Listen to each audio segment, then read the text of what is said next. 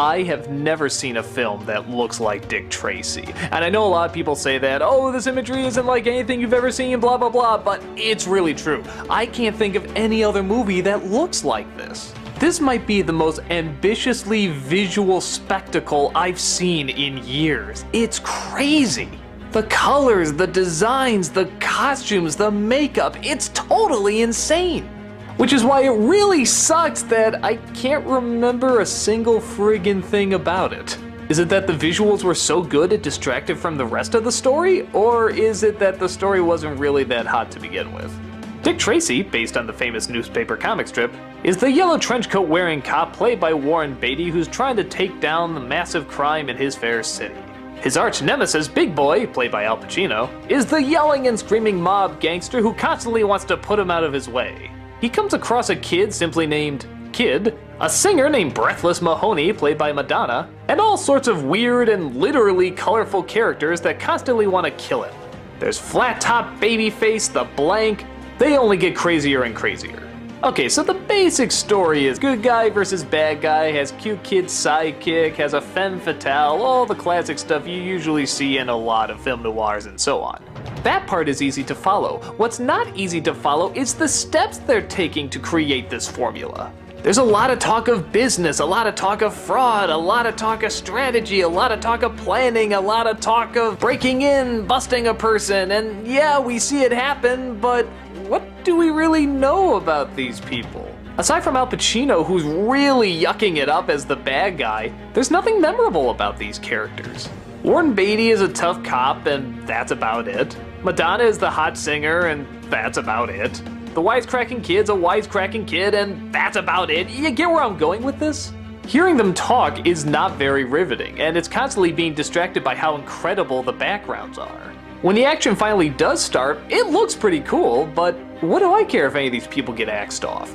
A part of me kind of respects that they're trying to take such a cartoonily silly looking film so seriously, but on the other hand, I just wish it could have been more interesting. I remember in the credits it said that Dick Van Dyke was in this movie. Dick Van Dyke? Where the was he? Oh, there he is. I didn't even notice him.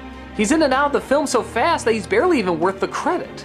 If Dick Van freaking Dyke can't leave an impact on you in a movie, you know there's gotta be something wrong with it. On top of that, there's a lot of scenes in the movie that are just downright gruesome, especially for a Disney film. Early on, they take this one gangster down by tying him up, putting him in a box, covering him in wet cement, and then throwing him in the river. All while he's crying and sobbing the whole time. That's pretty intense. Don't get me wrong, I like a little dark and gritty in Disney films, but that's like something right out of a nightmare. I guess to the film's credit, it's not that it's really bad or annoying, it's just kind of dull. Like I said, I can barely remember what actually happened in this movie. I just remember it looked beautiful while it was happening. With that said, yeah, it is friggin' unbelievable to look at. I mean, who would dress this way? Who would design their buildings this way? Who would choose these colors? Who would have faces this bizarrely weird? Nobody would. It's obviously taking the idea of adapting the comic strip, which was very bright, colorful, and over the top, to a whole new level. It's definitely in its own unique world, one where the backgrounds don't even have to look that convincing. I mean, look at this. This is so obviously a matte painting. They're not even trying to hide the brushstrokes. But that's just part of the style. It all looks phony, but in the same way that a puppeteer holding a puppet you know is phony, but you don't care. It's just so well done that you enjoy every second of it. So I'm kind of torn on the movie. On the one hand, I'm glad I saw it, if for any other reason, just to see it. But on the other hand, yeah, why couldn't they make the story more interesting? Why couldn't they flesh out the characters more? Why couldn't they be a lot more fun? Like I said, Pacino's great, but everyone else is just so phoned in and standard. Just because they look distinct doesn't mean they act distinct. I remember the makeup and the layout much more than I remember anything else in this film, and that's really a shame. If this did have a memorable story and characters, maybe it could be like one of the great film noirs. A film that plays to incredibly heavy shadows but also somehow incredibly heavy colors. It could have been sort of this one-of-a-kind masterpiece. But as is, it's really just a style over substance movie. If you want to see the style and you just enjoy watching people in trench coats and fedora hats punch each other and shoot, then you'll at least be glad that you saw it.